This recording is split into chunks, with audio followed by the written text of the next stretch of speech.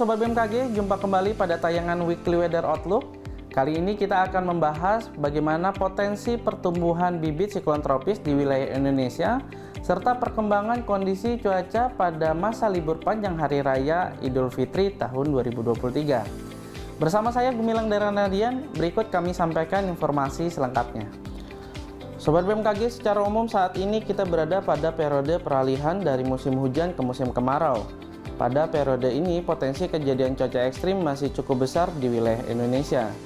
Cuaca ekstrim yang terjadi dapat disebabkan baik oleh dinamika atmosfer lokal maupun akibat gangguan seperti kejadian siklon tropis yang terjadi beberapa waktu yang lalu. Sobat mungkin masih ingat di awal bulan April hingga pertengahan April ini telah tumbuh dua bibit siklon tropis di selatan Indonesia yang tumbuh menjadi siklon tropis dengan nama Herman dan juga Ilsa. Kedua bibit siklon tropis tersebut tumbuh di bagian selatan Indonesia, bahkan bibit siklon tropis Ilsa tumbuh di Laut Arafura di sekitar Pulau Tanimbar dan bergerak ke arah barat daya melintasi Laut Timur, tepatnya berada di selatan Pulau Timur dan Pulau Rote, Nusa Tenggara Timur. Bibit siklon tropis Ilsa menyebabkan hujan dengan intensitas sangat lebat di wilayah Somulaki, Pulau Tanimbar, dan juga Maluku, dengan curah hujan tercatat sebesar 119 mm. Kemudian gelombang tinggi mencapai 4 meter juga terpantau terdapat di wilayah Arafura dan juga Laut Timur. Sementara itu, bibit siklon tropis Herman menyebabkan hujan lebat terutama di wilayah Jawa, khususnya di wilayah Jawa Timur dengan curah hujan tercatat sebesar 74 mm dan gelombang tinggi terpantau hingga 4 meter di wilayah selatan, khususnya di Samudra Hindia Selatan Jawa. Dengan cukup signifikannya dampak siklon tropis, baik dampak langsung maupun dampak tidak langsung, bagaimana dengan potensi pertumbuhan siklon tropis pada libur panjang untuk sepekan ke depan? Dampak siklon tropis maupun bibit siklon tropis, baik secara langsung ataupun tidak langsung tentu sangat membahayakan. Seperti dampak yang ditimbulkan oleh siklon tropis Roja di tahun 2021 di wilayah Nusa Tenggara Timur. Hujan lebat, angin kencang, dan gelombang tinggi dapat memicu bencana hidrometeorologi dan tentunya dapat mengganggu masa libur Hari Raya Idul Fitri apabila ada siklon tropis yang tumbuh di wilayah Indonesia. Hasil analisis BMKG dengan menggunakan model cuaca numerik menunjukkan bahwa sepekan ke depan terpantau tidak ada faktor-faktor yang dominan untuk memicu timbulnya siklon tropis di wilayah Indonesia bagian selatan.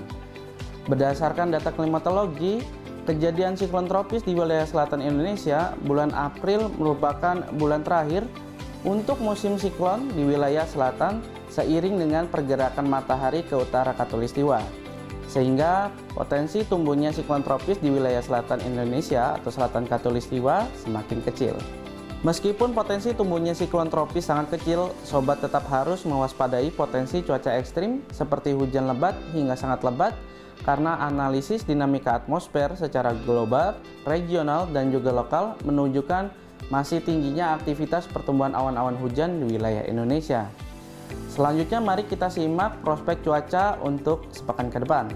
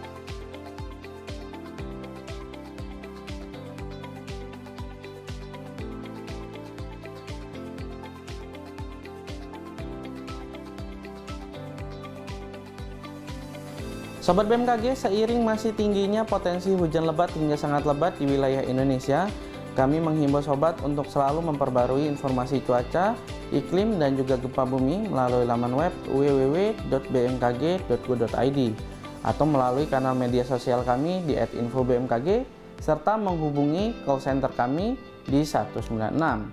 Jangan lupa pula untuk mengunduh aplikasi Info BMKG yang telah tersedia di App Store maupun Play Store. Mari bersama kita pahami cuaca dan lingkungan agar terhindar dari bencana hidrometeorologi.